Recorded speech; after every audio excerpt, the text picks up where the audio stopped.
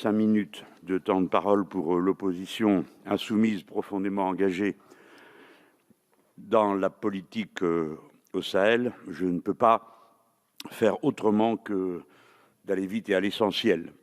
Mais avant toute chose, je voudrais dire que quelle que soit l'intensité des désaccords éventuels qui nous opposent sur cette question, rien n'empêche les insoumis d'avoir une pensée émue et respectueuse pour les combattants qui, sur place, au nom de la France et sur son ordre, accomplissent les consignes que nous leur donnons au prix de leur vie. Nous parlons donc de la politique de la France au Sahel et j'ai maintenant moins de 5 minutes pour le faire. C'est un fait assez rare pour être souligné. Bien sûr, nous n'irons pas jusqu'à voter. Bon, enfin, on appelle ça un débat. Excusez-moi, madame, je ne vous ai pas salué, madame la ministre. On appelle cela un débat. On a voté une fois, il y a 8 ans. Vous étiez ministre des Armées, monsieur le ministre des Affaires étrangères. On a voté une fois. Depuis, bien des choses ont changé, mais apparemment, c'est un vote pour l'éternité. Il a été voté une fois, alors quoi qu'il arrive, c'est dit, la guerre continue. Ce n'est pas notre avis. Quand voterons-nous sérieusement une seconde fois pour tenir compte de l'ensemble des éléments que nous avons sous les yeux? Au départ, nous avions l'opération Serval, elle devient Barkhane, c'est-à-dire qu'on étend du Mali, le Burkina Faso, le Tchad, le Niger, la Mauritanie.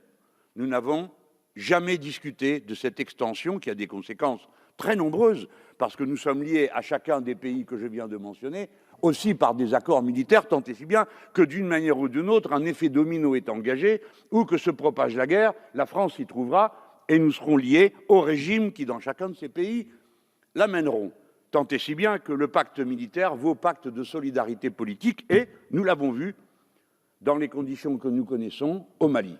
Au Mali, un président mal élu est renversé par d'abord une série de manifestations populaires et enfin un coup d'État qui part d'une caserne, c'est dire quelle était la force de ce régime.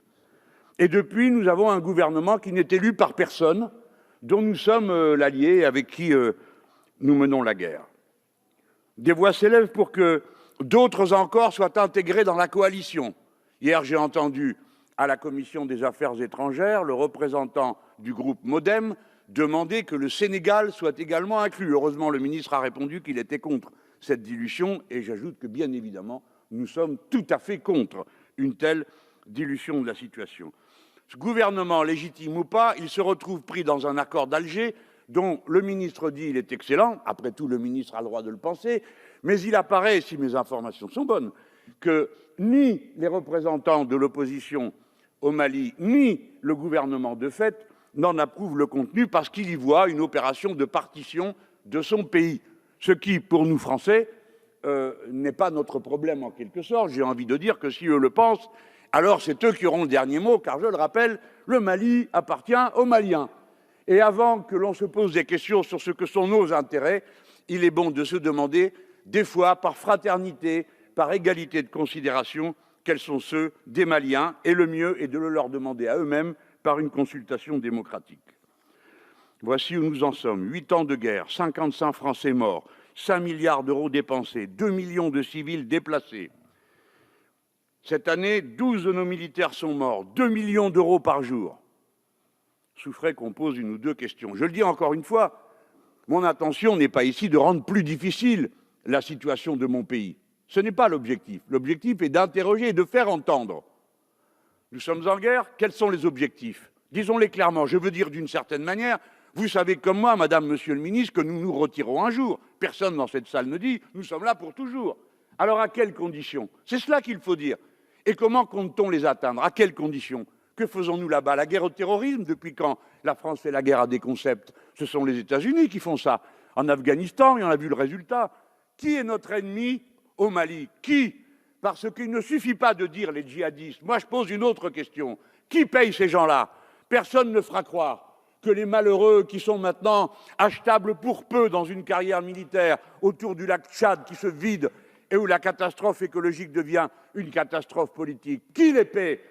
Il faut nommer l'ennemi qui paye, parce que qui paye commande. Et quelqu'un paye. Si aujourd'hui vous nous dites qu'il y a plus de djihadistes, il faut se demander pourquoi. Est-ce à cause de notre présence française ou bien parce que quelqu'un y met plus d'argent? Ceux-là doivent être pourchassés et punis, parce que c'est eux qui organisent le désordre dans toute la zone. Monsieur le ministre, Madame la ministre, dites-nous qui est le bailleur de fonds de la guerre que nous mènent nos ennemis. Merci, Monsieur le Président. Mélenchon. En effet, il faut conclure d'un mot. Monsieur le ministre, nous ne sommes pas d'accord, je l'ai bien vu hier. La paix ne peut pas se construire avec des tyrans. Nous sommes en train de reconstruire l'image de la France dans cette zone. Elle ne peut pas être qu'une image militaire. Nous ne devons pas passer pour des occupants, car je sais bien que personne en France n'a envie d'occuper le Mali. Alors il faut le montrer, que le Mali soit libre, et la première chose que nous avons à y faire, c'est d'aider à organiser des élections honnêtes. Merci, Monsieur le Président Mélenchon.